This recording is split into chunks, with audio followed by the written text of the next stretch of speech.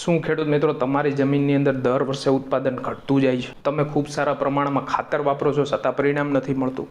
તમારી જમીનની અંદર ખારાશ છે કે કેમ? તમારું પાણી ખેતી લાયક છે કે કેમ? તમારા જમીનની અંદર જીપ્સમની જરૂરિયાત છે કે કેમ? આ બધા પ્રશ્નોના જવાબ તમને એક વસ્તુથી મળી શકે છે. એ વસ્તુનું નામ છે જમીનનું એનાલિસિસ, એટલે કે જમીનનું પૃથ્થકરણ. તો નમસ્કાર, જય દ્વારકાધીશ ખેડૂત મિત્રો.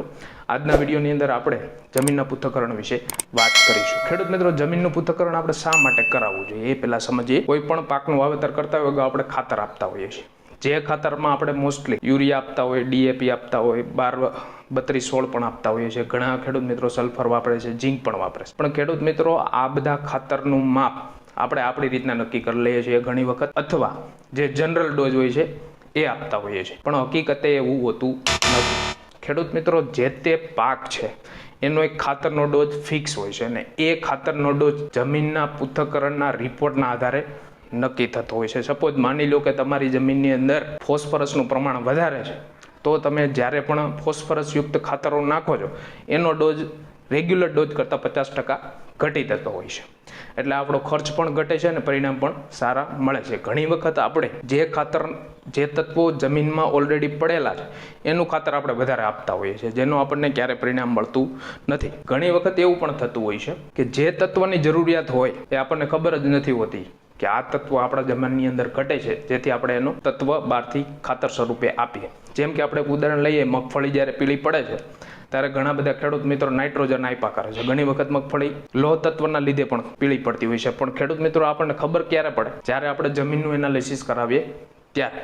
તો જમીનના એનાલિસિસ બે પ્રકારના મુખ્ય હોય છે. એના વિશે વાત કરીએ તો જમીનનો જ્યારે તમે રિપોર્ટ કરાવો એમાં એક સાદો રિપોર્ટ હોય ને એ સૂક્ષ્મ તત્વ સહિતનો રિપોર્ટ હોય છે. તો સાદા રિપોર્ટની અંદર 5 વસ્તુ તમને જાણવા મળે: EC, pH, નાઇટ્રોજન, ફોસ્ફરસ અને પોટાશ.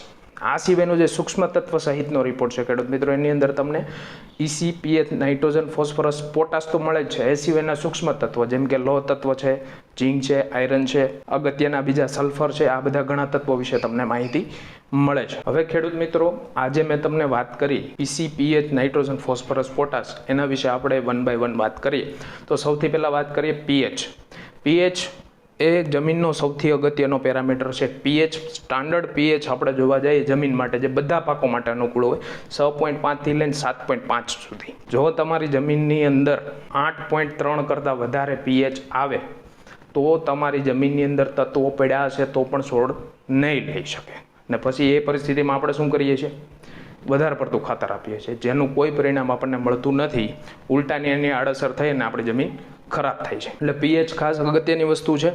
આ સિવાય pH ધારો કે 8.3 ઉપર જાય તો તમારી જમીનની અંદર જીપ્સમની જરૂરિયાત છે એવું સાબિત થાય છે. એટલે રિપોર્ટ કરાવશો તો જ તમને ખબર પડશે જીપ્સમ નાખવું કે નહીં. બીજી વસ્તુ છે EC.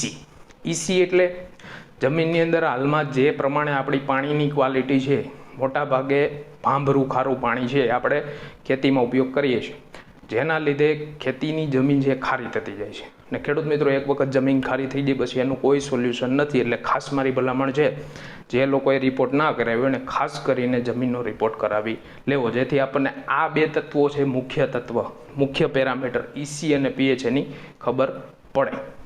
EC થી આપણને ખારાશની ખબર પડે. ખેડૂત મિત્રો, EC છે 1.1 કરતાં નીચે રહેવું જોઈએ તો તમારી જમીન સારી ગણાય. ખેડૂત મિત્રો, દર વર્ષે એક વખત ખાસ રિપોર્ટ કરાવવો જોઈએ, જેથી તમને ખબર પડે કે આપણામાં જે જમીનની અંદર ગયા વર્ષે આપણે જે રિપોર્ટ કરાવ્યો તેની અંદર EC, pH છે આ વર્ષે વધ્યા છે કે ઘટ્યા છે. જો દર વર્ષે EC વધતો હોય તો ક્યાંક ને ક્યાંક આપણે ભૂલ કરીએ છીએ, કાં આપણે ખાતર વધારે વાપરીએ છીએ, કાં આપણું પાણી છે એ ખરાબ છે.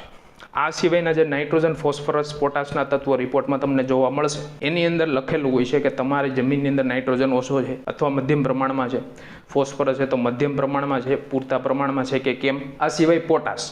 હવે આ 3 તત્વો છે ને મુખ્ય તત્વો છે, લગભગ બધા પાકો માટે જરૂરી તત્વો છે. આમ તો પાકો માટે 16 તત્વ જરૂરી છે, પણ આ મુખ્ય 3 તત્વ છે જે વધારે પ્રમાણમાં જરૂરી હતું. હવે આ 3 તત્વના આધારે જ આપણે ખાતરનો ડોઝ નક્કી કરતા હોઈએ છીએ.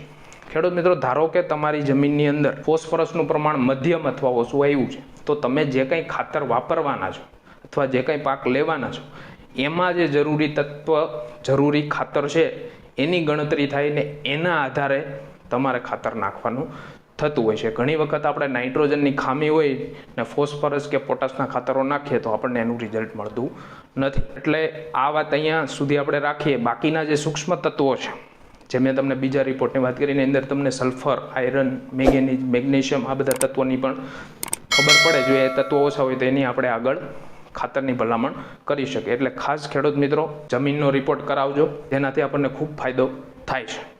આ સિવાય ખેડૂત મિત્રો જમીનનો રિપોર્ટ કરાવવા માટે સેમ્પલ લેવું, કઈ રીતના લેવું એ ખૂબ અગત્યનું છે.